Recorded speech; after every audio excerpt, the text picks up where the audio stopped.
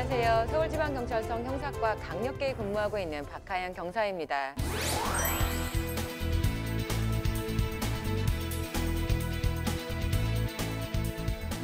오늘 여기 계신 선생님들과 학교 폭력에 대해서 이야기 나눠볼 건데요.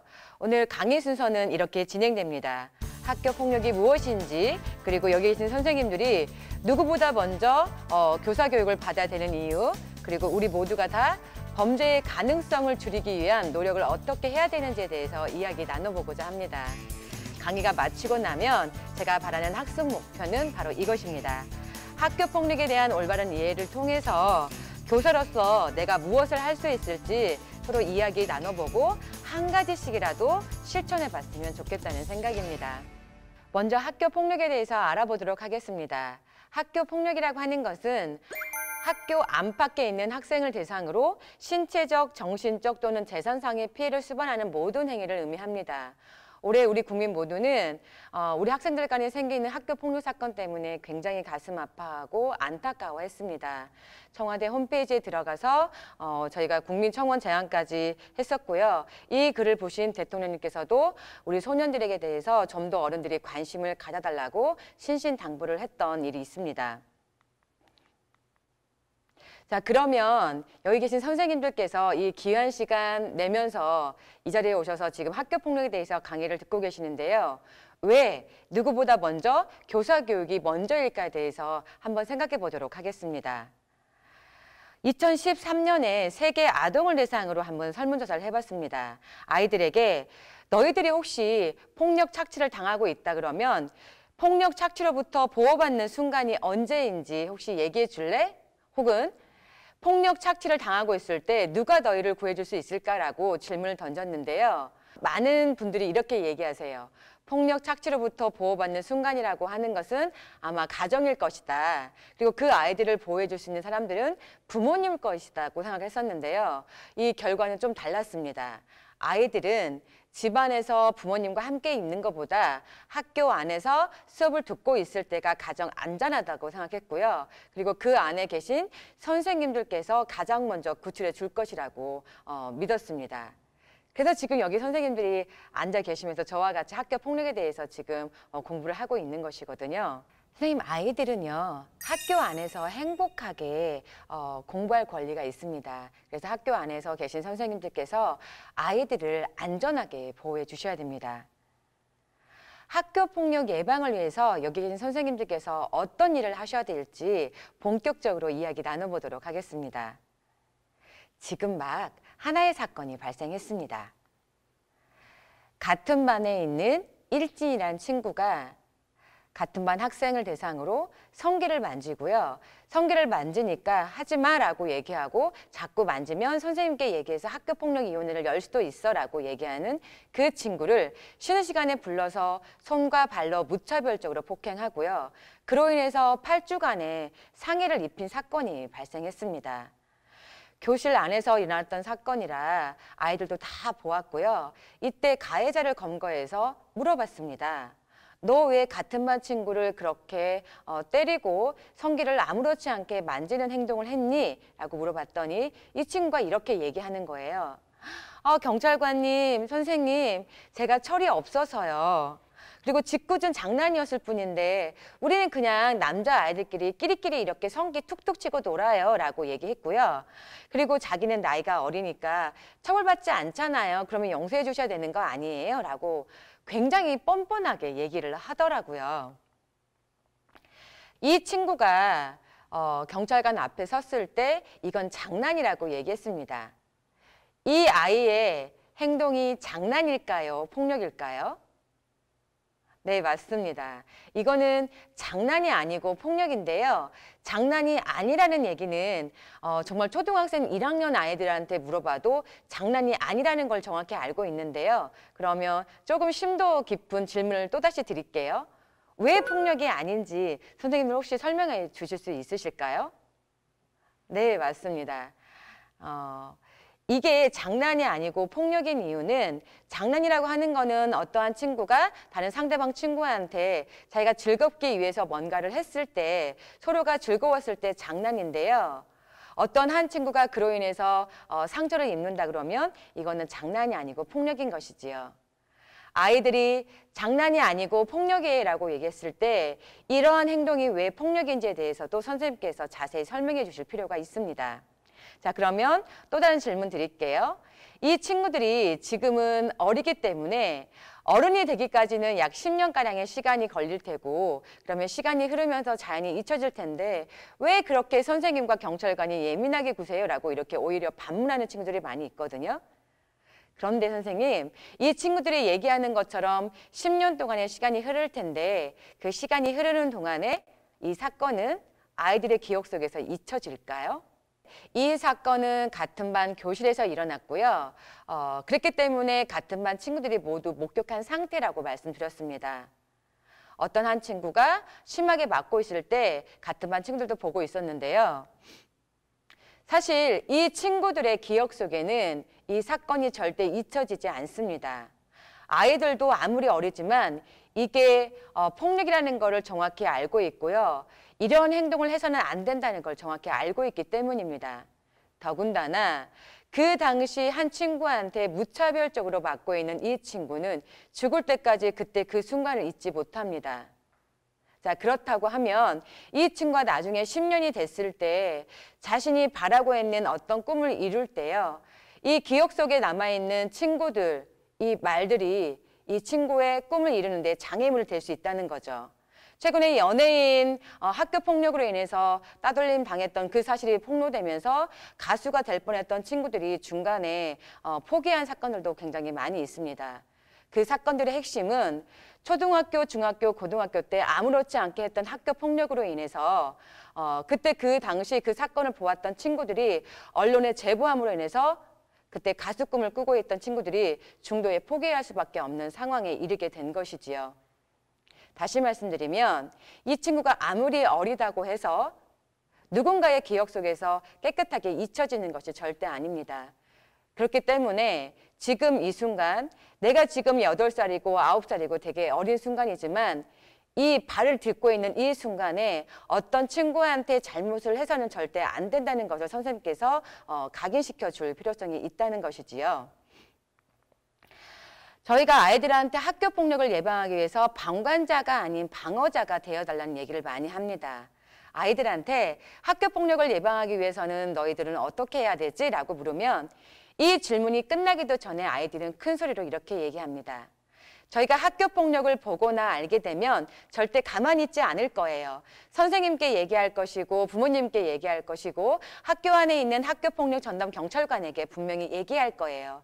저희는 방관자가 되지 않겠습니다. 라고 크게 얘기하거든요.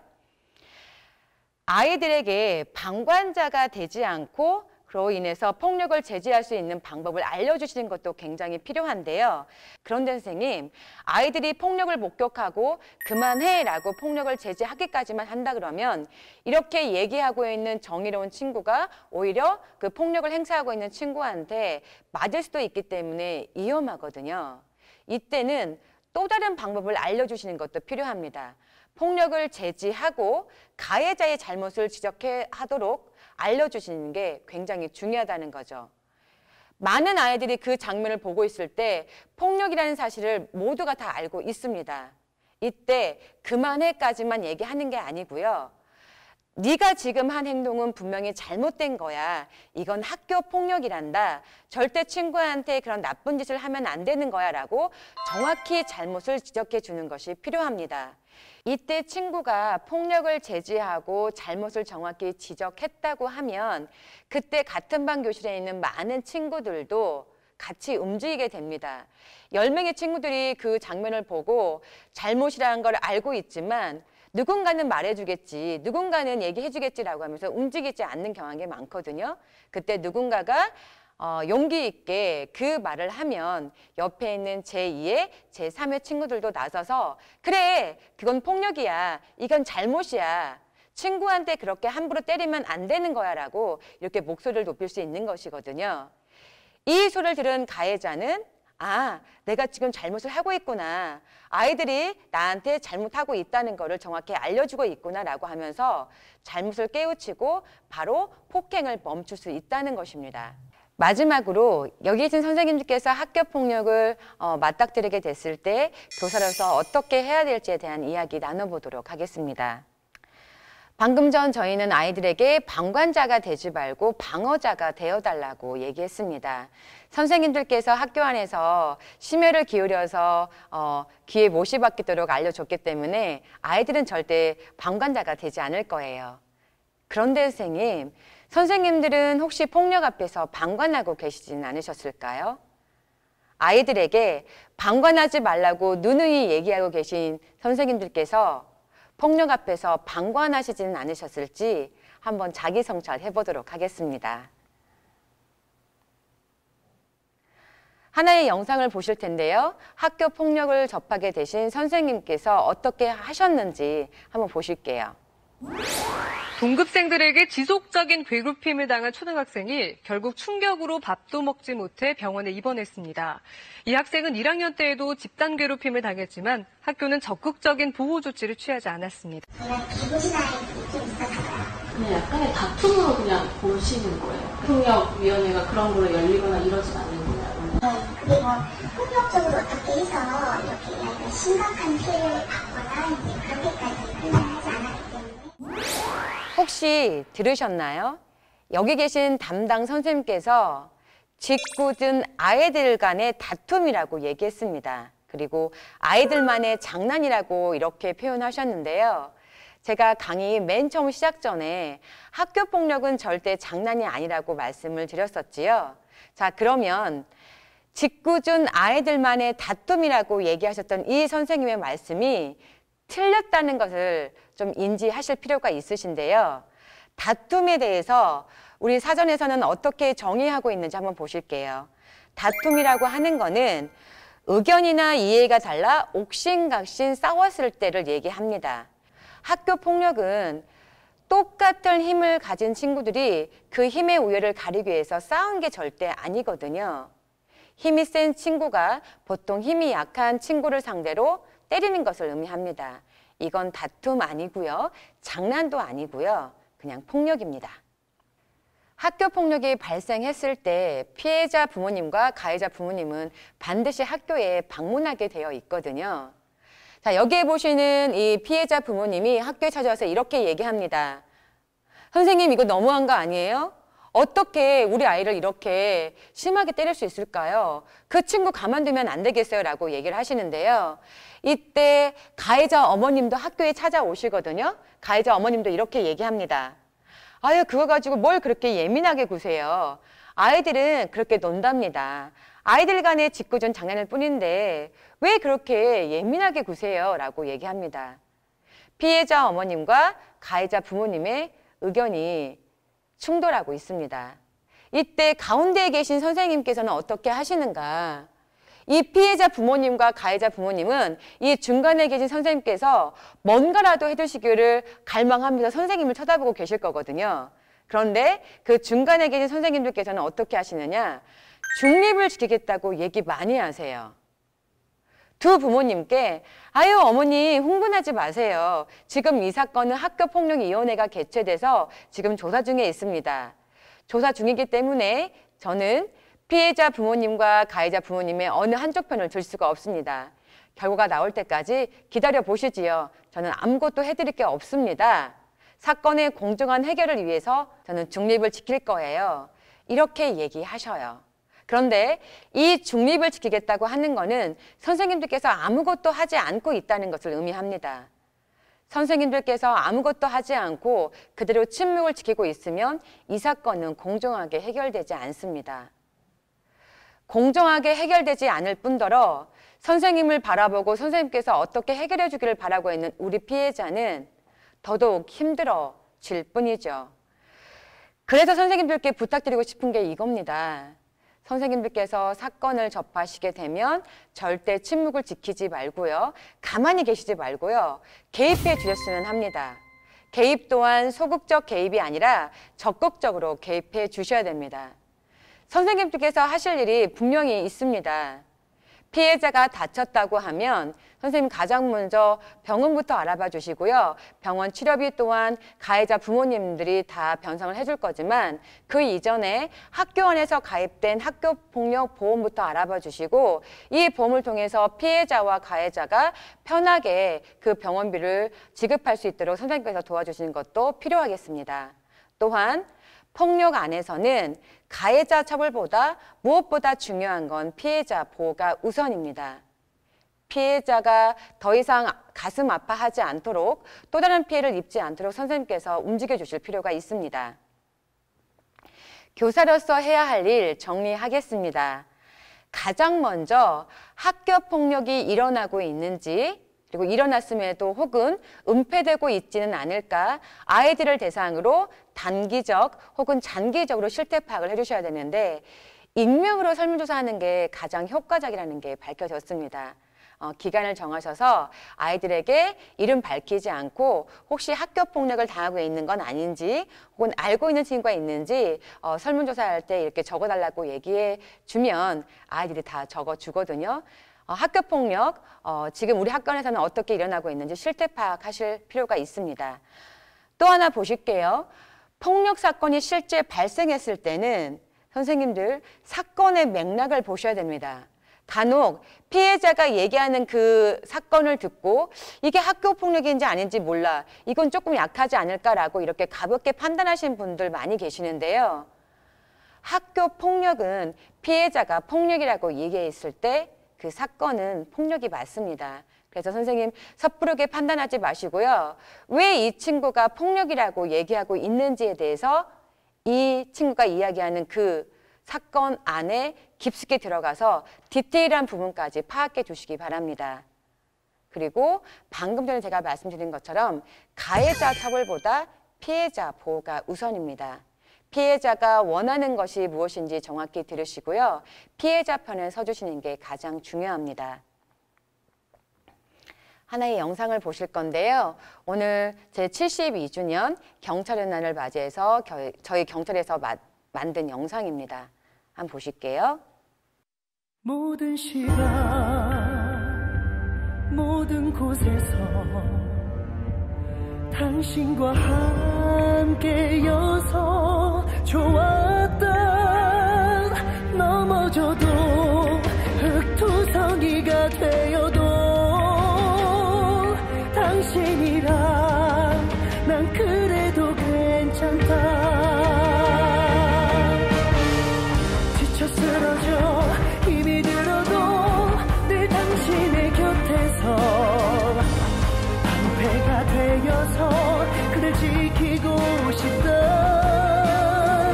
나의 사명이 닿는 날까지 늘 당신의 곁에서 영원히 그 모습 그대로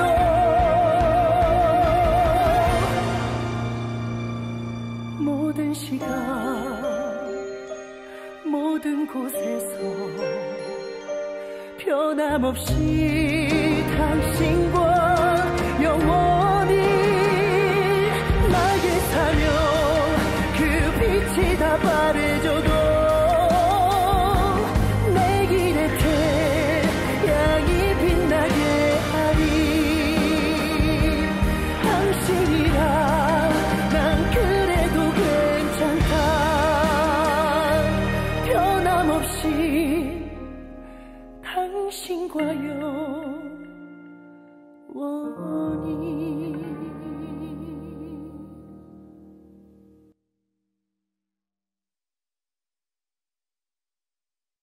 이 영상에서 보신 것처럼 저희 경찰은 모든 순간 어떤 순간에서든지 간에 폭력 피해자가 있다 그러면 그 친구를 구하기 위해서 목숨을 바쳐 뛰어가겠습니다. 선생님들 또한 학교 안에서 우리 친구들이 도와달라고 요청했을 때 절대 가만히 계시지 마시고 움직여 주시기를 부탁드리겠습니다. 침묵은 폭력을 승리하게 하는 것이라고 얘기합니다. 아이들은 학교 안에서 선생님들이 자신을 구해 줄 거라고 믿고 있고요. 선생님들과 함께하고 있으면 가장 안전하다고 믿고 있습니다. 그 역할을 선생님들께서 잘해 주시기를 부탁드리면서 이 강의 마쳐보도록 하겠습니다.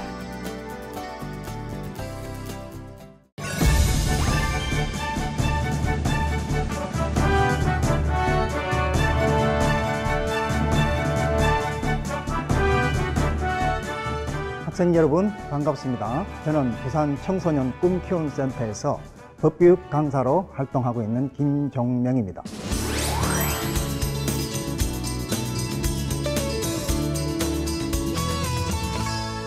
지금부터 도전 골든벨 찾아가는 학교폭력 예방교육을 시작하도록 하겠습니다. 여러분, 그동안 학교에서 학교폭력 예방교육을 열심히 받아왔는데요. 오늘 골든벨 수업은 몇 가지 사항에 중점을 두고 진행하도록 하겠습니다.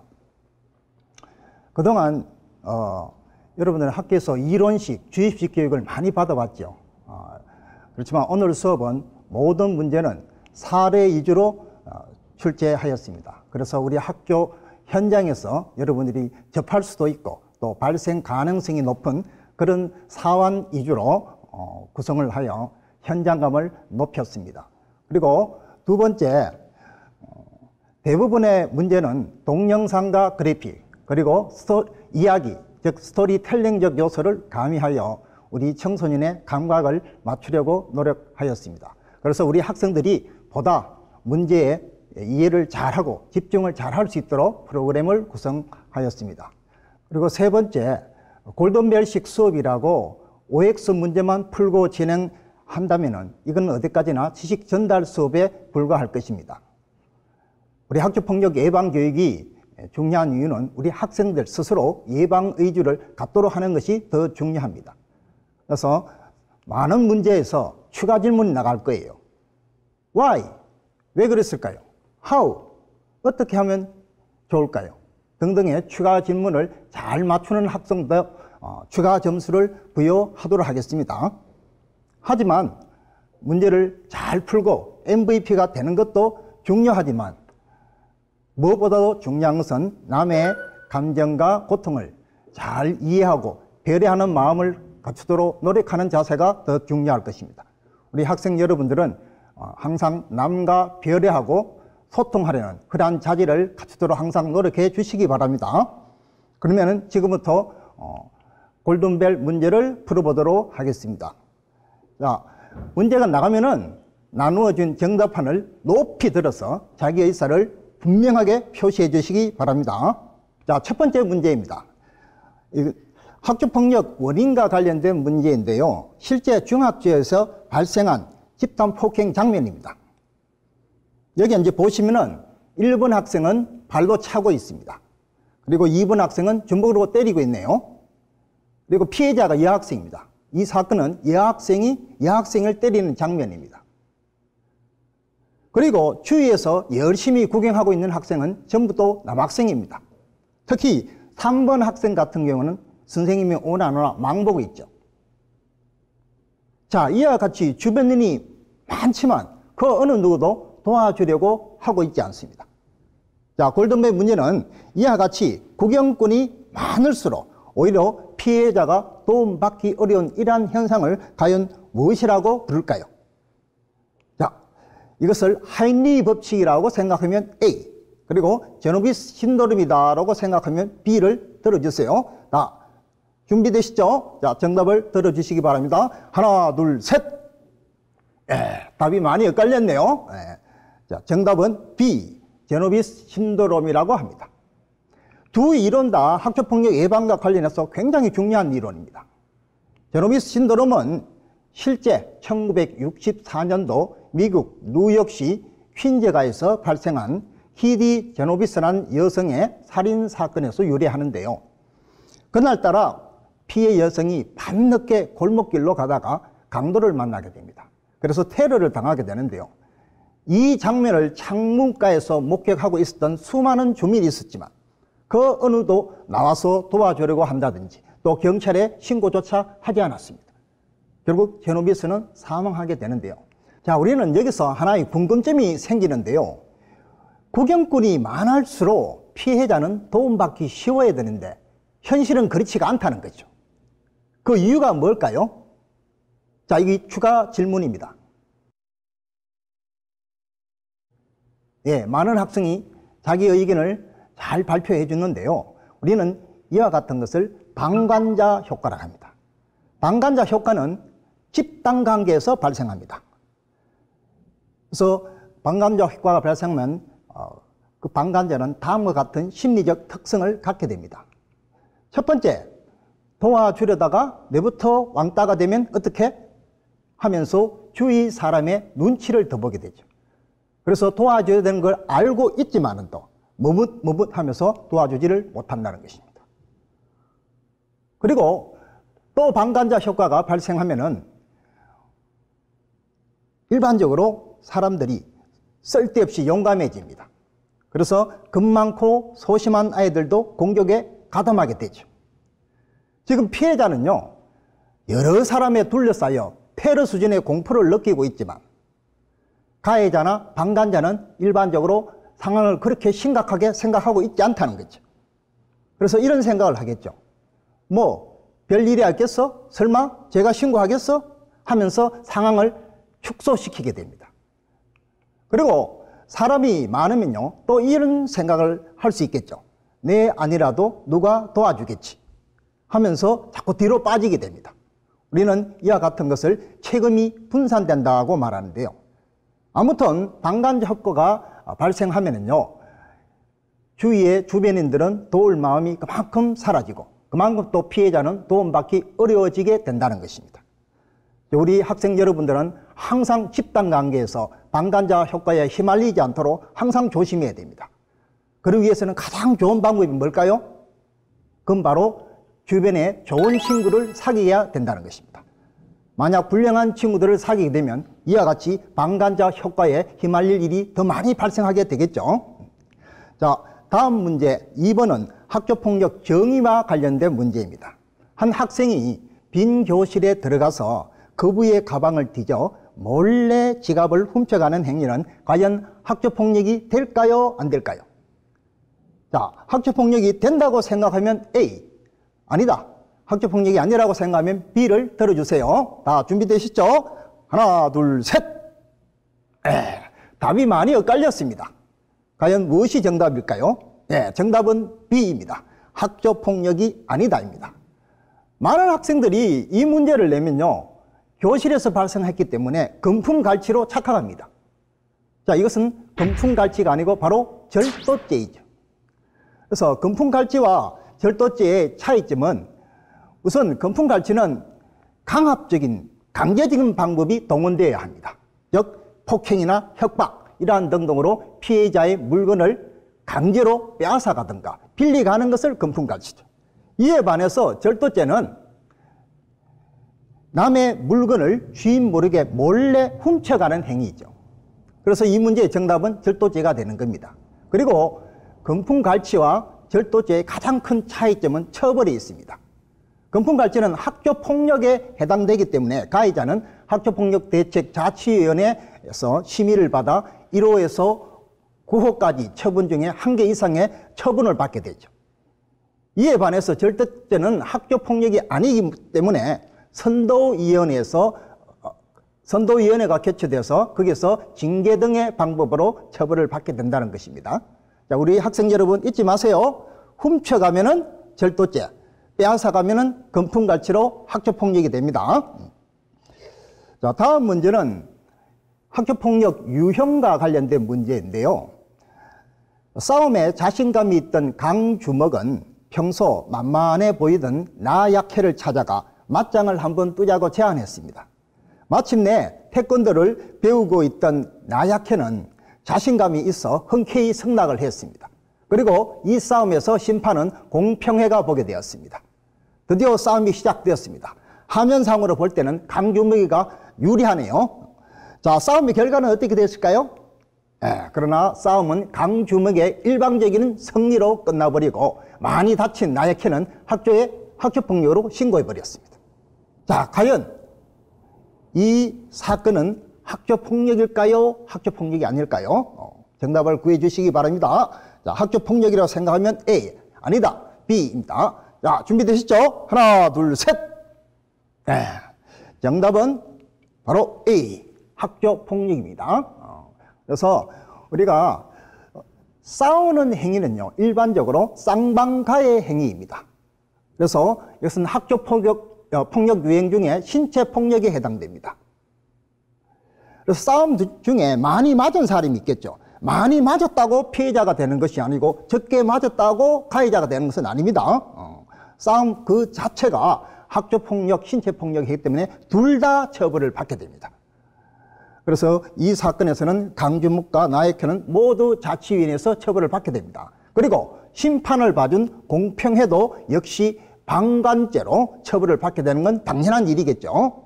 자, 다음은 골든벨 5번 피해자 고통 이해, 즉 공감 문제입니다. 실제 이 사건은 여학생 사건인데요. 이 여학생은 반에서 심한 따돌림을 받았습니다. 그래서 참다 못해 학교에 신고 안 했어요. 어디서 신고했을까요? 117에 신고했습니다. 그래서 경찰에 조사를 받다가 그린 자기 반의 학급 내 관계도입니다. 이 화면을 보시면요. 이 반의 여학생은 12명 정도입니다. 그런데 한 4개 무리로 나누어져 있죠.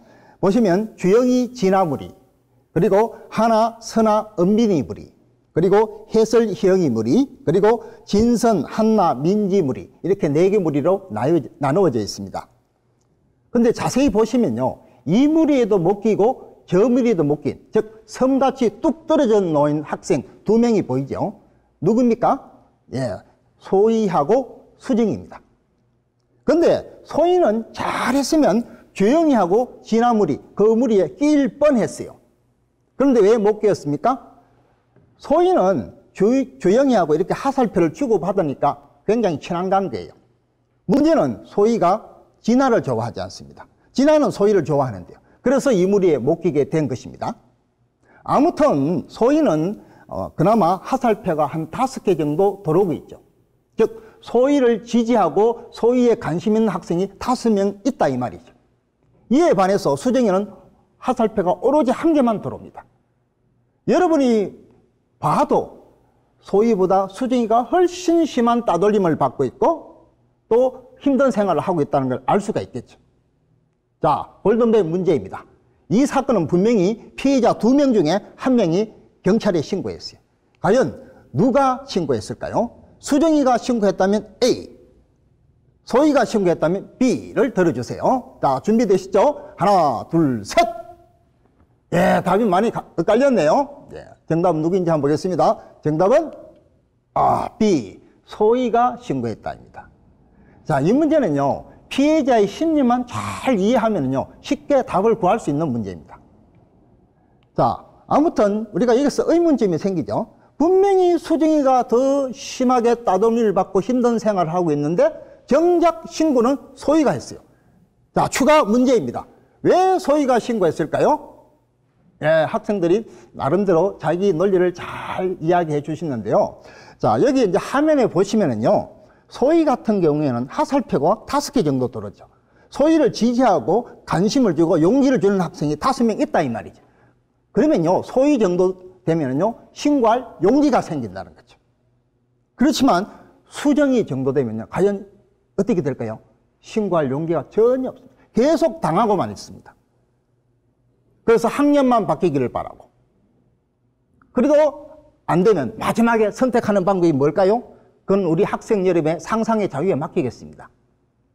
여러분 반에, 여러분 학교에 절대로 수정이 같은 학생이 발생하면 안 됩니다. 여러분이 대방관하지 마세요. 가서 도와주고 따뜻한 말 한마디로 던져줘 보세요. 이런 학생은 외로움을 많이 타기 때문에 자기한테 조금만 관심을 가져도 그 학생을 너무 고마운 감을 가지면서 살아갈 것입니다. 다음은 골든벨 6번째 문제입니다. 가해자 처벌과 관련된 문제입니다. 화면에 보시면은요, 학교폭력의 여러 가지 유형이 지금 나옵니다. 언어폭력부터 신체폭력, 금품갈취, 그리고 성폭행, 따돌림, 강요, 사이버폭력 등등입니다. 학교 현장에서 가장 많이 발생하는 유형이 뭘까요? 그건 아까 골든벨 4번 문제에서 우리가 풀어봤죠. 바로 언어폭력입니다. 물론 언어폭력도 형사처벌을 받지만 여기 보면 특히 상대적으로 형사처벌을 받을 가능성이 높은 유형 3가지가 있습니다. 그 3가지를 한번 골라주세요. 자, 이 문제는 객관식으로 바꾸겠습니다. 자, 1, 2, 3번 중에서 풀어주시기 바랍니다. 1번은 사이버폭력, 따돌림, 성폭력. 2번은 신체폭력, 금품갈취, 성폭력. 그리고 3번은 따돌림, 성폭력, 신체폭력입니다. 자, 이 중에서 골라주세요. 자, 준비되시죠? 자, 답을 들어주시기 바랍니다. 하나, 둘, 셋. 예. 정답은 바로 2번. 예, 신체폭력, 금품갈취, 성폭력이 되겠습니다.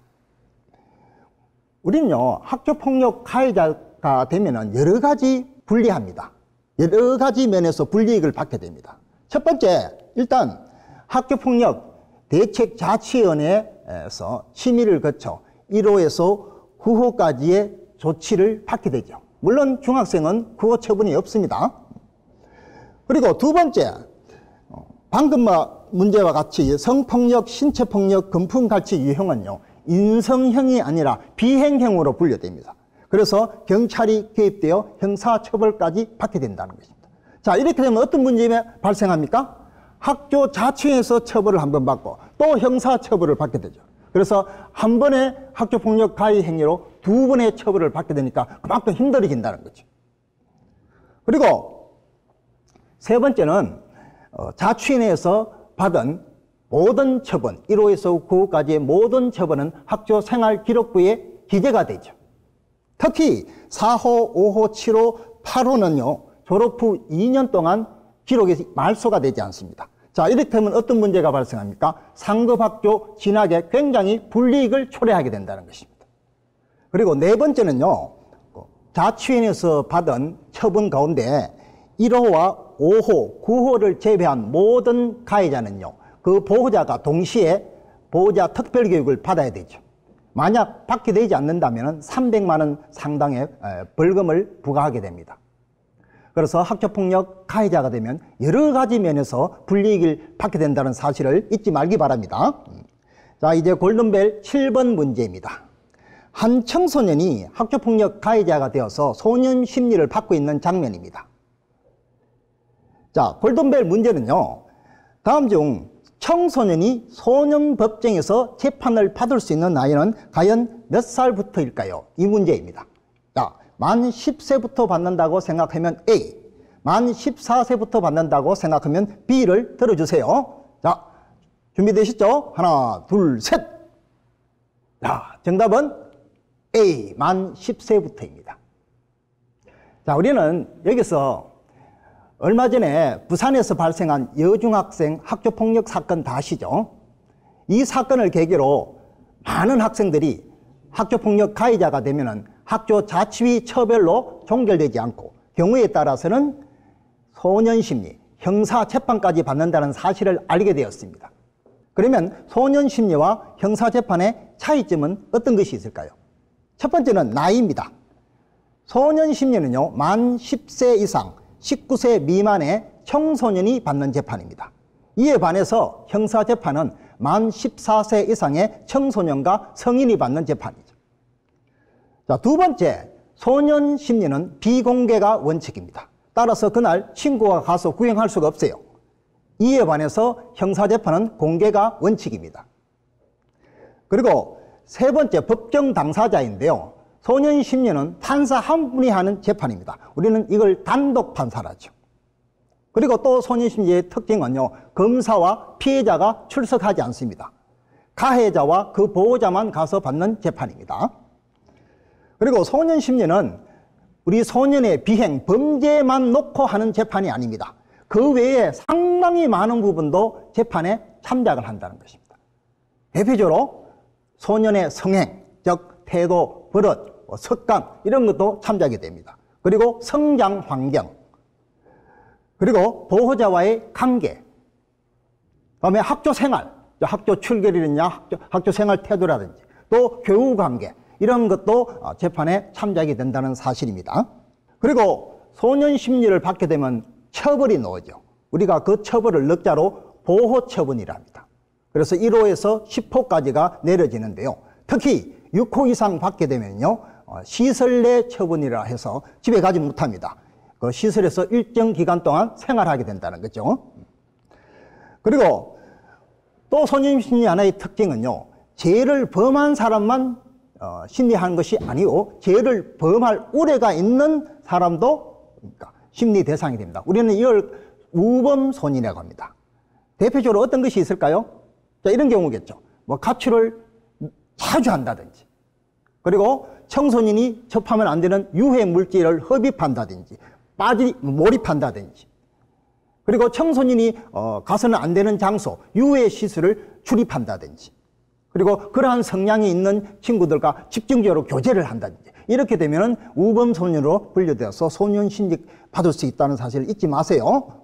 그리고 마지막으로 소년심리는 정가가 남지 않습니다. 우리 형사재판에는 빨간 줄이 꺼진다 그러죠.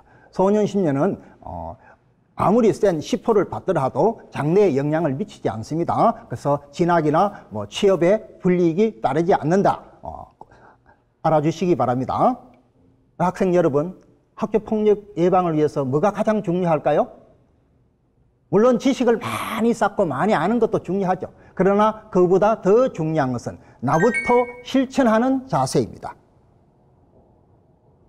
여러분, 가해자는 방관자의 침묵을 먹고 자란다는 이야기를 들어보셨죠?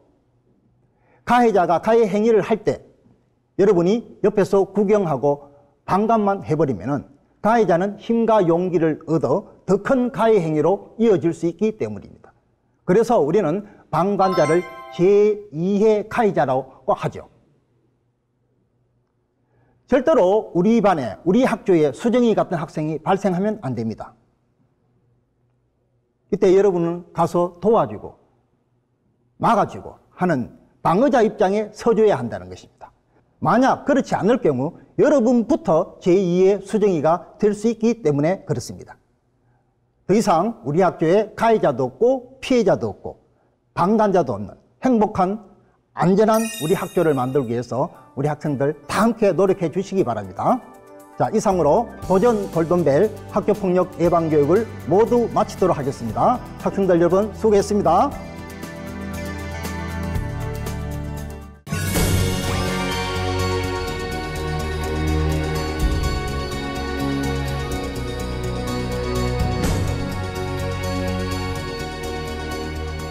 네, 여러분 안녕하세요. 저는 현재 대원국제중학교에서 사회도덕을 가르치고 있는 교사 박인혁입니다.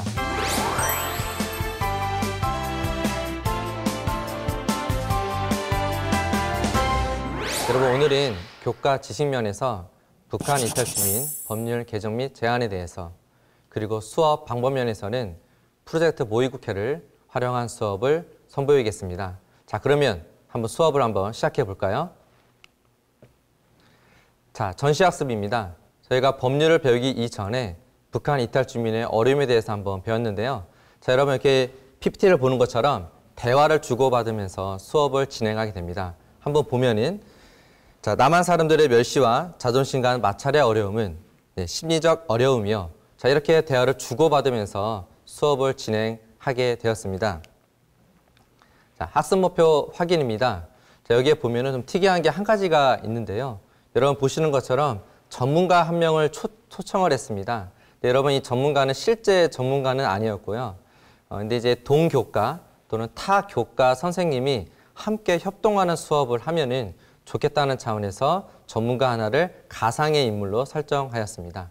자, 학습 목표를 확인해 보면은 두 가지입니다. 첫 번째는 북한 이탈 주민이 우리 사회에서 겪는 어려움을 이해할 수 있다.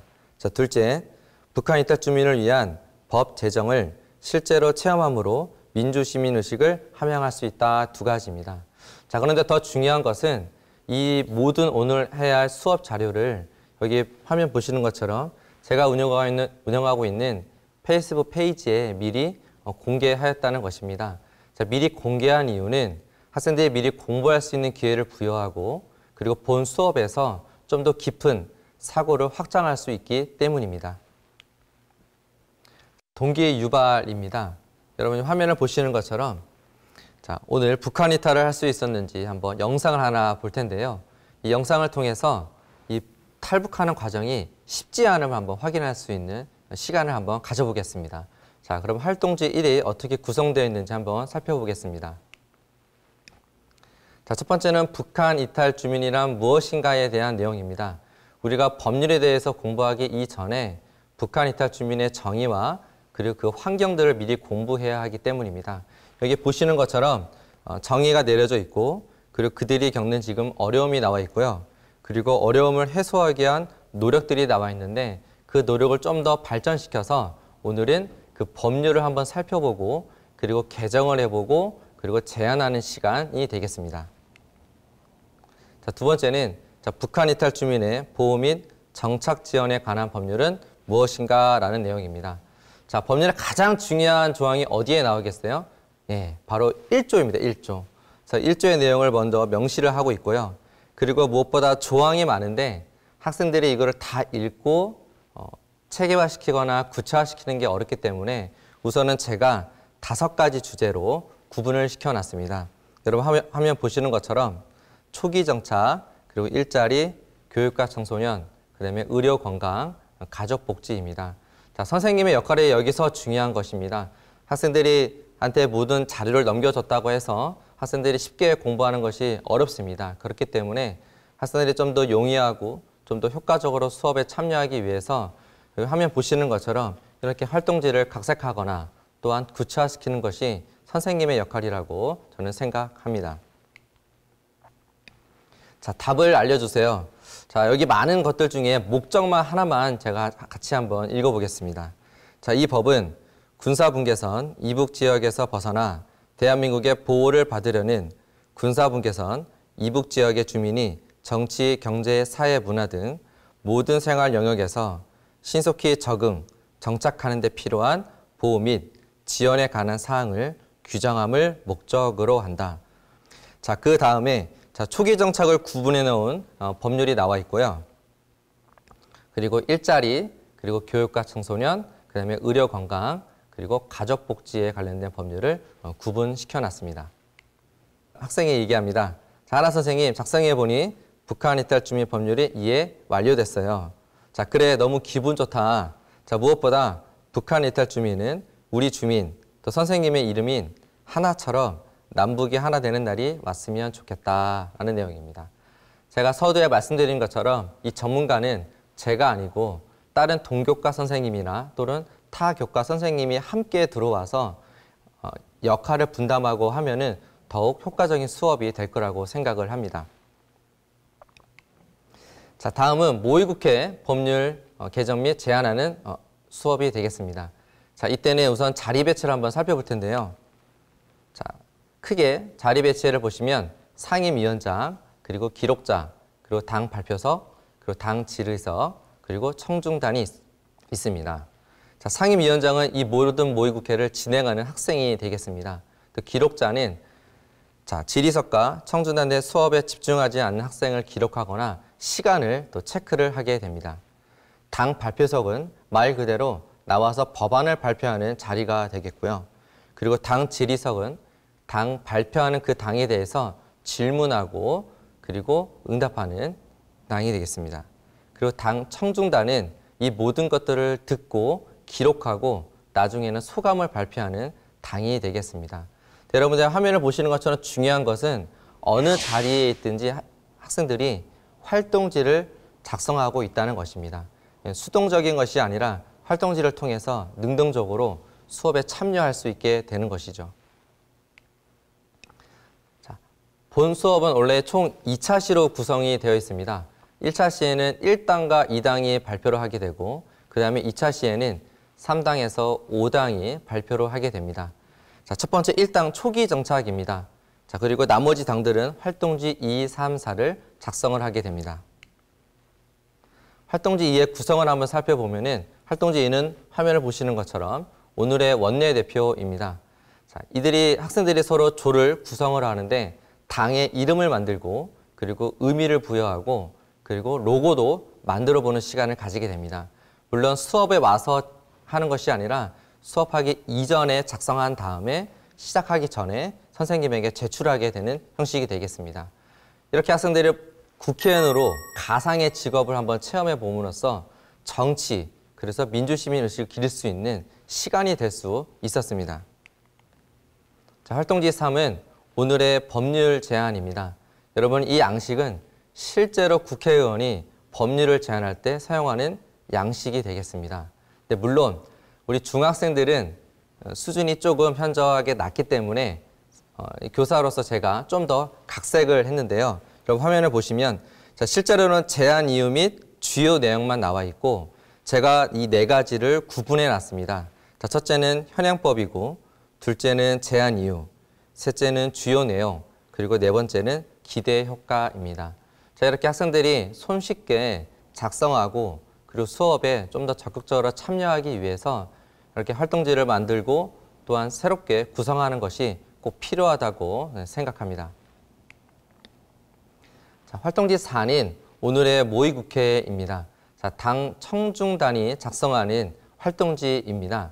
자, 여기도 보시면은 또 네 가지로 구분을 해놨습니다. 첫 번째 L, 자, 로우 법률이고, 그다음에 P, 플러스, 장점, 좋은 점, 긍정적인 면, 그다음에 M, 마이너스, 단점, 고칠 점, 부정적인 면, I, 인터레스팅, 흥미로운 점, 창의적인 면.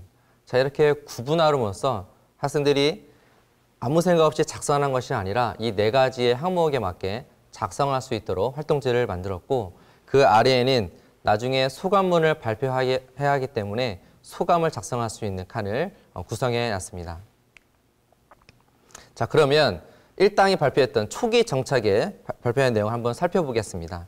자, 지금 비보호 북한 이탈 주민이 지속적으로 증가하고 있다.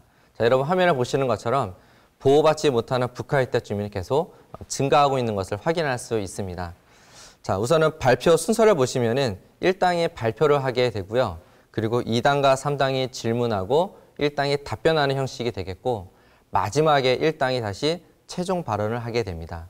자, 우리 1당이 발표한 것 중에 가장 인상 깊었던 학생들의 주요 내용을 딱 두 가지만 보겠습니다. 어떤 조는 이런 것을 제안했습니다. 탈북자 능력 검정 시험을 한번 만들어 보자. 자, 그리고 또한 거주시설이 부족하기 때문에 북한 이탈 주민만을 위한 거주시설을 좀 더 늘려보자고 주장했던 내용이 여기 앞에 나와 있습니다. 자, 2당은 일자리가 되겠습니다. 자, 탈북보다 취업이 더 어렵다. 자, 북한 이탈도 어려운데 남한에서의 취업은 더 어렵다. 자, 이들이 경제 생활을 해야 함에도 불구하고 남한에서의 특별한 기술이나 또한 남한에서 배웠던 지식이 없기 때문에 취업의 어려움을 표현하고 있는 뉴스와 그리고 표가 되겠습니다. 자, 학생들이 제안한 내용을 보면은 여러 가지가 있지만 학생은 대체로 직업 훈련을 좀 더 기간을 늘려야 한다. 자, 그리고 자격 인정 제도를 마련하는 것이 필요하다. 그리고 취업 보호 연장 기간도 지금보다 더욱더 늘려야 한다고 주장했던 내용이 있습니다. 자, 3당은 교육과 청소년입니다. 자, 북한 이탈 주민이 마주친 현실. 자, 학교 수업을 따라가기 어려워요.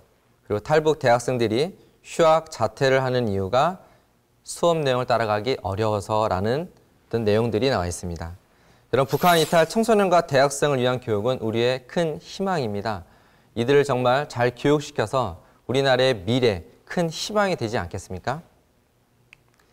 자, 우리 중학생들이 제안했던 법 내용을 보면 자, 북한 이탈 주민에 대한 이해 및 배려 문화를 조성하기 위해서 일반 주민들 그리고 학생들을 위해서 정기적으로 북한 이탈 주민을 이해할 수 있는 교육을 실시하자는 내용이 있었고요. 자, 그리고 북한 이탈 주민을 위한 교육센터를 좀 더 증설하고 체계적으로 공부할 수 있는 기회를 부여하자고 주장한 바가 있습니다. 자, 네 번째 당은 의료관광입니다. 자, 여러분 그래프를 보시면 탈북 주민의 기생충 감염률이 현저하게 많이 되게 높다는 것을 확인할 수 있습니다. 자, 북한 이탈 주민의 건강이 곧 대한민국의 건강을 지키는 것입니다. 우리 학생들이 제안한 법률을 보시면 우선은 예방접종을 좀 더 필수, 그래서 꼭 접종할 수 있게 법을 만들고 자, 그리고 출산 의료에 관련돼서 현재 본인 부담금을 50%가 아니라 70%로 늘리자고 주장한 내용이 되겠습니다. 자, 다섯 번째 당은 가족복지입니다. 자, 우리의, 또 우리에 의한, 또 우리를 위한 북한 이탈 주민 가족복지입니다. 자, 학생들이 제안한 법을 보시면 자산형성 지원 제도를 만들어서 가난한 북한 사람들을 위해서 자산을 도와주자, 그 다음에 지원해주자는 내용이고 또한 북한 이탈 주민한테는 특히 집을 구매할 때 세금의 혜택을 부여하자고 또 주장을 했습니다.